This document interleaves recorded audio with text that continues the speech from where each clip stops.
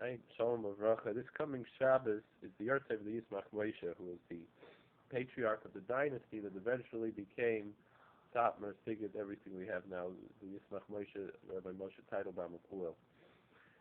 There's a story about him that's very apropos to this season of the 3 weeks and the 9 days from the morning to the destruction of Beis HaMikdash.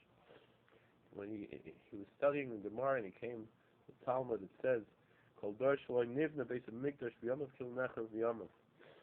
Any generation with the Holy Temple is not rebuilt, it's as if it was destroyed in that generation. So that really, in their days, that really depressed him.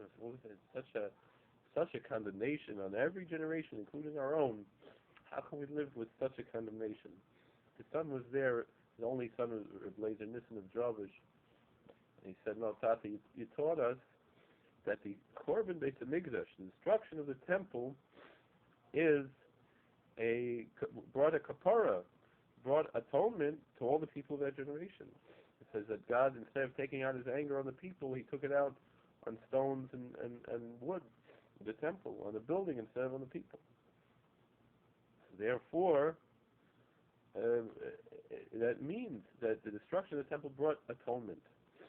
And so therefore, every generation which the temple is not rebuilt as if it's destroyed, that we have that same atonement in our generation as if we lived in that generation when the temple was destroyed.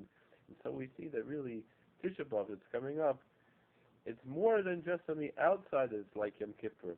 On the inside too, it's also a day of atonement and getting back together with the Kaddish Baruch.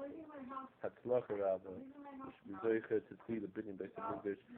Kol V'Tavu Yishalayim zeicha v'rei v'simchasa. Whoever mourns over the destruction of the spiritual Jerusalem of the temple is worthy to see its rebuilding.